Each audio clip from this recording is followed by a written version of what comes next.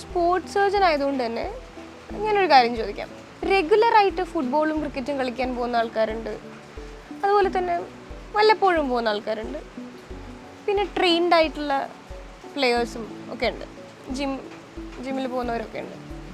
എന്നിട്ട് പോലും ഈ സാധാരണ വല്ലപ്പോഴും പോകുന്നവർക്കും ട്രെയിൻഡ് ആയിട്ട് ഉള്ള ആൾക്കാർക്കും പലപ്പോഴും പലതരത്തിലുള്ള ഇഞ്ചുറീസും ലിഗമെൻ്റ് ഇഷ്യൂസ് അല്ലെങ്കിൽ പലതരത്തിലുള്ള ഇഞ്ചുറീസ് സംഭവിക്കാറുണ്ട്.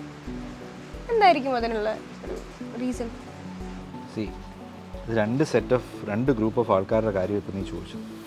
ഒന്ന് ട്രെയിൻഡ് അല്ലാതെ റെഗുലറായിട്ട് കളിക്കുന്ന അല്ലെങ്കിൽ വല്ലപ്പോഴൊരിക്കൽ കളിക്കുന്ന അൺട്രെയിൻഡ് ആയിട്ടുള്ള കളിക്കാരുടെ കാര്യവും പിന്നെ ട്രെയിൻഡ് ആയിട്ട് കളിക്കുന്ന വെൽ ട്രെയിൻഡ് പ്രൊഫഷണൽ പ്ലേയേഴ്സിൻ്റെ കാര്യം. Let's talk about non professionals. വല്ലപ്പോഴൊരിക്കൽ കളിക്കാൻ പോകുമ്പോൾ ഓബ്വിയസ്ലി മസിൽസ് ആയാലും ടെൻഡൻസ് ആയാലും നമ്മുടെ കണ്ടീഷനിങ് ആയാലും it's not trained to do this. അവർക്ക് പരിചയം പോലും ഇല്ല. ഇന്നലെ വെറുതെ ഇരുന്ന ഒരാൾ അല്ലെങ്കിൽ ഒരാഴ്ച വെറുതെ ഇരുന്ന ഒരാൾ സുപ്രഭാതത്തിൽ വന്ന് കളിക്കാൻ പോകുമ്പോഴത്തേക്ക് പെട്ടെന്ന് ആവേശത്തിൽ ചാടിക്കയറി വീഴുകയോ പിടിക്കുകയോ, അല്ലെങ്കിൽ ക്രിക്കറ്റിലാണെങ്കിൽ എടുക്കട്ടെ, ബോൾ ക്യാച്ച് ചെയ്യാൻ വേണ്ടി ചാടിക്കയറി പിടിക്കുകയൊക്കെ എന്നത് he does not even know എവിടെയാണ് ശരീരം ലാൻഡ് ചെയ്യേണ്ടത് അല്ലെങ്കിൽ എവിടെയാണ് കൈ നിൽക്കേണ്ടതെന്ന് അറിയില്ല. അപ്പോൾ injury is definitely going to happen. Okay, അത് വല്ലപ്പോഴൊരിക്കൽ കളിക്കാൻ പറ്റും. റെഗുലറായിട്ട് കളിക്കുന്ന ഒരാളാണ്, പ്രൊഫഷണൽ അല്ല, അദ്ദേഹം ചിലപ്പോൾ അദ്ദേഹമോ സ്ത്രീയോ പുരുഷനോ ആരോ ആയാലും എന്ത് കളിയിലായാലും അവർ വാമപ്പ് ചെയ്യാതെ പോയി കഴിഞ്ഞാൽ എഗെയിൻ എത്ര പ്രാവശ്യം ദിവസവും കളിക്കുന്നു എന്ന് പറഞ്ഞാലും ശരീരത്തിനൊരു സ്ട്രെസ് പോയിൻ്റ് വരുമ്പോഴത്തേക്ക് അതിനോട് റെഡി ആയിരിക്കും. ശരീരം അതിനെ വാമപ്പ് ചെയ്യണം. ഒരു ഹെവി ഡ്യൂട്ടി എക്സസൈസ് അല്ലെങ്കിൽ ഒരു സ്ട്രെസ്ഫുൾ സാധനം ചെയ്യുന്നതിന് മുമ്പ് ശരീരം വാമപ്പ് ചെയ്യണം. അത് ചെയ്യാതെ വരുമ്പോഴത്തേക്ക് എന്തെങ്കിലും ഒരു പോയിന്റ് വന്നു കഴിഞ്ഞാൽ അവർ ഡെഫിനറ്റ്ലി അതിന് ഇഞ്ചുറിക്ക് പ്രോൺ ആവും. They will be prone for that injury. ഇനി നമുക്ക് പ്രൊഫഷണൽ അത്ലറ്റ്സിലേക്ക് പോകാം. അവിടെ ഒരു വാമപ്പ് കഴിഞ്ഞു, അവർ ട്രെയിൻഡാണ്, അവർക്ക് എല്ലാ കണ്ടീഷൻസും അറിയാം. അപ്പോൾ എന്തായിരിക്കും കാരണം? ശരീരത്തിന് താങ്ങാവുന്നതിനും അപ്പുറം കോൺടാക്ട് സ്പോർട്സ് ലൈക്ക് ഫുട്ബോൾ, പിന്നെ ഹെവി ഡ്യൂട്ടി ബാസ്കറ്റ് ബോൾ, ഇതേപോലത്തെ സാധനങ്ങളിലൊക്കെ എന്താണ് ഹ്യൂമൻ കോൺടാക്ട്സ് ആണ്. അപ്പോൾ വരുന്ന സ്ട്രെസ്സ് ചിലപ്പോൾ അവർ ട്രെയിൻ ചെയ്യുന്നതിന് അപ്പുറമായിരിക്കാം, അല്ലെങ്കിൽ ഒരു ഫോഴ്സ്ഫുൾ ഇമ്പാക്റ്റ് ആയിരിക്കും. ആ ഇമ്പാക്റ്റ് ഇന്നെവിറ്റബിളാണ്. ഇനി അവർക്ക് ഈ റിക്കവറി വന്നതിന് ശേഷം അവരുടെ ട്രെയിനിങ് അതിലും അപ്പുറമായാലേ അവർക്ക് അതിൽ നിന്ന് റിക്കവർ ചെയ്യാൻ പറ്റത്തുള്ളൂ. സോ പലതിനും പല കണ്ടീഷൻസാണ്. ഈ രണ്ട് ഗ്രൂപ്പിലുമുള്ള പ്രൊഫഷണൽസും നോൺ പ്രൊഫഷണലും ഉള്ള സിറ്റുവേഷൻസ് വ്യത്യാസമാണെങ്കിലും ഇതിൻ്റെ ഒരു ബേസ് എന്ന് പറയുന്നത് വെൽ ട്രെയിൻഡ് ആവുക, നല്ല മസിൽ ടോണിങ് വരുത്തുക, വാമപ്പ് ചെയ്യുക before every game, and then learn the proper technique to play the game അല്ലെങ്കിൽ എക്സസൈസ്. അതിനുള്ള പ്രോപ്പർ ടെക്നീക്ക് കഴിക്കുക. So you can reduce the injury or reduce the impact that's going to happen, negative impact that's going to happen to your body. അതേ നമുക്ക് ചെയ്യാൻ പറ്റും. ഇനി ഇത്തരത്തിലുള്ള പ്രശ്നങ്ങൾ കൂടെ കടന്നു പോയിട്ടും ഇഞ്ചുറീസ് ഒക്കെ സംഭവിച്ചിട്ടും അതിന് പ്രോപ്പറായിട്ടുള്ള ട്രീറ്റ്മെൻറ്റ് ചെയ്ത് സർജറീസ് ചെയ്ത ആൾക്കാരുണ്ടാവും. എന്നിട്ട് പോലും ഇതിനൊരു റീ ഇഞ്ചുറി വരാനും അല്ലെങ്കിൽ റിക്കവറി പെട്ടെന്ന് ആവാതെ ഇരിക്കുന്നവരും അങ്ങനത്തെ ആൾക്കാരും ഉണ്ട്. അപ്പോൾ പിന്നെ അതിൻ്റെ പുറകിൽ എന്തായിരിക്കും ഇത്രയും ഡിലേഡ് ആയിട്ടുള്ള റിക്കവറി വരുന്നവരുണ്ട്? അതെന്തുകൊണ്ടായിരിക്കും അങ്ങനെ?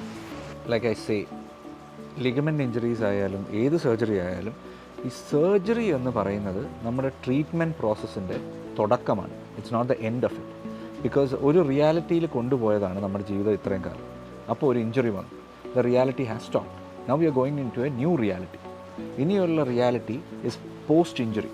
ഈ പോസ്റ്റ് ഇഞ്ചുറിയുള്ള റിയാലിറ്റി എന്ന് വെച്ച് കഴിഞ്ഞാൽ ആ ട്രീറ്റ്മെൻറ്റ് കൊണ്ട് മാത്രം ആവുന്നില്ല. ആ ട്രീറ്റ്മെൻറ്റ് ഒരു ന്യൂ റിയാലിറ്റിയാണ്, ഒരു പുതിയ റിയാലിറ്റിയാണ്. ആ പുതിയ റിയാലിറ്റിയിൽ treatment is the start of the thing. അവിടുന്ന് അങ്ങോട്ടുള്ള ജീവിതം റീഹാബിലിറ്റേഷനും എക്സസൈസും ഡയറ്റും ലൈഫ് സ്റ്റൈൽ മോഡിഫിക്കേഷൻസും എല്ലാം ഉൾപ്പെടുന്നതാണ്. ഇതിനകത്ത് ഏതെങ്കിലും ഒന്ന് കുറഞ്ഞു പോയാൽ റീ ഇഞ്ചുറീസിനോ റിക്കവറിക്കോ ബാധിക്കാം. So it's not always that surgery has a role in surgery കാരണമാണ് റിക്കവറി മോശമാവുന്നത് എന്ന് പറയാൻ പറ്റില്ല. ചിലപ്പോൾ സർജറി കാരണവും ആവാം, പക്ഷേ അതിലും അപ്പുറം most of the time surgeons do their best for the patient. അതിനപ്പുറം പേഷ്യൻ്റെ റെസ്പോൺസിബിലിറ്റിയാണ്, അവരുടെ ശരീരമാണ്, അവരുടെ റിക്കവറിയാണ്. They have to be responsible for it. അപ്പോൾ recovery starts after the surgery. Surgery is just start, അതിൻ്റെ പുതിയ റിയാലിറ്റിയുടെ സ്റ്റാർട്ട് മാത്രമേ ആവുന്നുള്ളൂ. അതിനപ്പുറം റിക്കവറി, റീഹാബിലിറ്റേഷനും ഡയറ്റും ലൈഫ് സ്റ്റൈലും എല്ലാം കൊണ്ടുപോയാൽ മാത്രമേ ഇതിൻ്റെ ഒരു പെർഫെക്റ്റ് അല്ലെങ്കിൽ ഒപ്റ്റിമൽ റിസൾട്ട് കിട്ടുകയുള്ളൂ. പിന്നെ അതുപോലെ ഇപ്പം പറഞ്ഞു കേൾക്കാറുണ്ട്, ഈ 18 വയസ്സിന് മേലെ പോയാൽ മാത്രമാണ് ജിമ്മിൽ പോകാൻ പാടുള്ളൂ, അല്ലെങ്കിൽ 18 വയസ്സിൽ താഴെയുള്ള കുട്ടികൾ ജിമ്മിൽ പോകുന്നതും വർക്കൗട്ട്സ് ചെയ്യുന്നതും വെയിറ്റ് എടുക്കുന്നതൊക്കെ അവരുടെ വളർച്ചയെ, ഗ്രോത്തിനെ അത് ബാധിക്കും, അവിടെ നിന്ന് പോവും വളർച്ച, അല്ലെങ്കിൽ അത് ബോഡീന് എന്തെങ്കിലും പെയിൻ വരാനും ഇൻ ഫ്യൂച്ചർ അവർക്ക് എന്തെങ്കിലും മസിൽ ഇഞ്ചുറീസ് വരാനൊക്കെ സാധ്യതകൾ വളരെ കൂടുതലാണെന്ന് പറഞ്ഞു കേട്ടിട്ടുണ്ട്. അങ്ങനെ ഒരു ഏജ് ലിമിറ്റൊക്കെ ഉണ്ടോ, അല്ലെങ്കിൽ ഒരു സ്പെസിഫിക് ഏജിലേ നമുക്കത് ചെയ്യാൻ പാടുള്ളൂ, അങ്ങനെ വർക്കൗട്ട്സ് ഒക്കെ ഒരു ഏജ് ഉണ്ടോ അതിന്, ഒരു ഏജ് കഴിഞ്ഞാൽ നിർത്തണം, അങ്ങനെയും പറഞ്ഞു കേൾക്കാറുണ്ട്. അതിനെപ്പറ്റി what's you take on this? അങ്ങനെ 18 വയസ്സ് കഴിഞ്ഞിട്ടേ പോകാം അങ്ങനത്തെ ഒരു കൺസെപ്റ്റ് ഇല്ല. പിള്ളേർ വളരുന്ന പ്രായമല്ലേ, അവർ കളിച്ച് വളരുന്ന പ്രായത്തിൽ അവർക്ക് അവരുടെ ബോണും അവരുടെ മസിൽസും അവരുടെ ലിഗമെൻസും എല്ലാം റെസിലിയൻ്റ് ആണ്. റെസിലിയൻ്റ് എന്ന് വെച്ചാൽ ഇലാസ്റ്റിക് ആണ്. They will work on their own. അപ്പോൾ അവരുടെ രീതിയിൽ വളർന്ന് ഇപ്പോഴെല്ലാം നമ്മുടെ ശരീരവും നമ്മുടെ ബോൺസും മസിൽസും എല്ലാം നമ്മളാരാണ്, നമ്മുടെ ആവശ്യം എന്താണ് എന്ന് വെച്ചിട്ട് കുട്ടികളെ സംബന്ധിച്ചാണ് ഞാൻ പറയുന്നത്. അവരാരാണ്, അവരുടെ ആവശ്യം എന്താണ്, അവരുടെ റിയാലിറ്റി, അവരുടെ ശരീര സ്വഭാവം എന്താണ്, അത് മനസ്സിലാക്കിക്കൊണ്ടിരിക്കുന്നതേ ഉള്ളൂ. ഒരു 18 വയസ്സ് വരെ അത് മനസ്സിലാക്കും. ഇറ്റ് ഈസ് ലൈക്ക് ഒരു കമ്പ്യൂട്ടർ പോലെയാണ്. കമ്പ്യൂട്ടിംഗ് ഡേറ്റ കളക്ട് ചെയ്തുകൊണ്ടിരിക്കുകയാണ്. അത് വളരേണ്ട രീതിയിൽ എൻ്റെ ശരീരത്തിനും എൻ്റെ ആവശ്യവും അനുസരിച്ചായിരിക്കും എൻ്റെ ശരീരം വളരുന്നത്. വേറൊരാളുടെ ശരീരം അതിനനുസരിച്ചായിരിക്കും. നോർമൽ ഇൻഡിവിജ്വലിൻ്റെ കാര്യമാണ് ഞാൻ പറയുന്നത്. പലർക്കും പല റിയാലിറ്റീസാണ്. ചിലർക്ക് വേണ്ടതായിരിക്കില്ല മറ്റൊരാൾക്ക് വേണ്ടത്.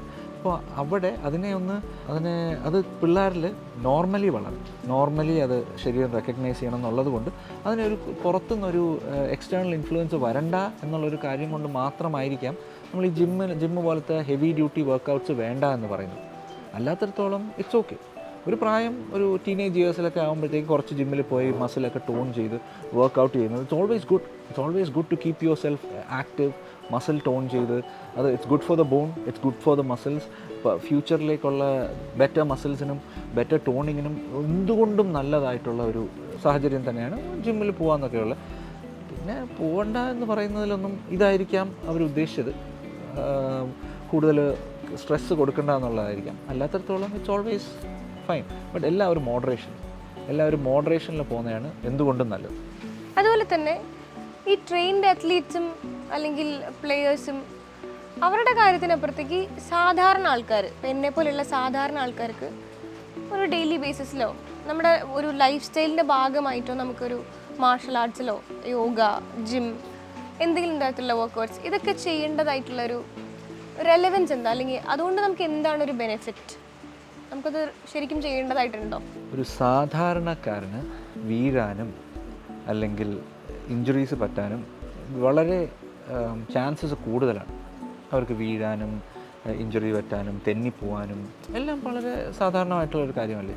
സോ ഇതിനകത്ത് ഏറ്റവും നല്ലത് നമ്മുടെ ശരീരത്തിന് പ്രൊപ്രിയോസെപ്ഷൻ എന്ന് പറഞ്ഞൊരു കൺസെപ്റ്റ് ഉണ്ട്. എന്ന് വെച്ച് കഴിഞ്ഞാൽ നമ്മൾ ബോധമില്ലാതെ തന്നെ നമ്മുടെ ശരീരം എങ്ങോട്ടിരിക്കുന്നു, എങ്ങോട്ട് പൊസിഷൻ ചെയ്യുന്നു, ഏത് ഡിറക്ഷനിലേക്ക്, മുകളിലേക്കാണോ താഴേക്കാണോ റൈറ്റിലേക്കാണോ ലെഫ്റ്റിലേക്കാണോ ഇരിക്കുന്നതെന്നുള്ള ഒരു കണ്ടീഷനിങ് ശരീരത്തിന് ബ്രെയിനിന് കിട്ടാറുണ്ട്. അത് ഈ അത്ലീറ്റ്സിലും ബാക്കിയുള്ള മാർഷൽ ആർട്സിലും ഒക്കെ അവർ ട്രെയിൻ ചെയ്തെടുക്കുന്നതാണ്. അവർക്ക് വീഴാൻ പോലും അറിയാം, അവർക്ക് എങ്ങനെ ഐഡിയലായിട്ട് വീഴാൻ എന്നുള്ള കൺസെപ്റ്റ് പോലും അവർക്കുണ്ട്. അപ്പോൾ ഒരു സാധാരണക്കാരന് ഇതേപോലെ റെഗുലറായിട്ട് എക്സസൈസ് ചെയ്യുക, മാർഷൽ ആർട്സിലേക്ക് ഉൾപ്പെടുക, യോഗ ഒക്കെ ചെയ്യുമ്പോൾ അവരുടെ ശരീരത്തിൻ്റെ കപ്പാസിറ്റി അല്ലെങ്കിൽ അതിൻ്റെ ഒരു ലിമിറ്റ്സിൽ എവിടം വരെ പോകാം, ഏതുവരെയാണ് എനിക്ക് ഇതുള്ളത്, ഏതുവരെ എനിക്ക് സ്ട്രെച്ച് ചെയ്യാം, ഏതാണ് എൻ്റെ പിവറ്റിംഗ് പോയിൻറ്റ്, അതെല്ലാം മനസ്സിലാക്കാൻ നമ്മളറിയാതെ തന്നെ അൺകോൺഷ്യസ് ആയിട്ട് നമ്മുടെ ബ്രെയിൻ സമ്മതിക്കും. അപ്പോൾ നമ്മൾ മാർഷൽ ആർട്സ് ഇതൊക്കെ ട്രെയിൻ ചെയ്ത് കഴിയുമ്പോൾ എന്ത് പറ്റുമെന്ന് വെച്ചാൽ നമ്മളൊരു സാഹചര്യത്തിൽ നമ്മൾ വീഴാൻ പോകണമെങ്കിൽ നമ്മളെ റിഫ്ലെക്സുകൾ ഭയങ്കര സ്ട്രോങ് ആയിരിക്കും. നമ്മൾ വീഴുന്നതിനൊരു രീതി, ഒരു പ്രൊട്ടക്റ്റീവ് ഇതിനകത്ത് വീഴാം. നമ്മൾ കുറച്ചും കൂടി കോഷ്യസ് ആയിരിക്കും, അൺകോൺഷ്യസ് ആയിട്ട് തന്നെ കോഷ്യസ് ആയിരിക്കും. നമ്മളെ ബോഡി റെക്കഗ്നൈസ് ചെയ്യും നമ്മുടെ നീഡ്സിനെ. നമുക്ക് എങ്ങനെ പോകണം, ഏത് ചാടണം, എങ്ങനെ നിൽക്കണം, എങ്ങനെ ഇരിക്കണം, ഇതെല്ലാം നമ്മുടെ ബോഡി തന്നെ കുറേയൊക്കെ മാനേജ് ചെയ്യും. അതിൻ്റെ കൂട്ടത്തിൽ നമുക്ക് കുറച്ചും കൂടി ഈ മാർഷൽ ആർട്സും ജിമ്മിലൊക്കെ പോകുന്നതിലൂടെ നമ്മുടെ മസിൽസ് ടോൺഡായിരിക്കും, ബോൺ സ്ട്രെങ്ത് കൂടും. പിന്നെ ഏത് പ്രായത്തിലും നമുക്ക് ഈ വർക്കൗട്ട്സും ഇതുമെല്ലാം നിർബന്ധം തന്നെയാണ്. നമുക്കത് നല്ലതുപോലെ കൊണ്ടുപോകുകയാണെന്നുണ്ടെങ്കിൽ age is not limitation for your workouts or your day to day activities അല്ലെങ്കിൽ യോഗ മാർഷൽ ആർട്സ് ഒന്നും ഏജ് ഒരു ലിമിറ്റേഷൻ അല്ല. You can do that any time. It's advisable to do it. That was nice. Thank you.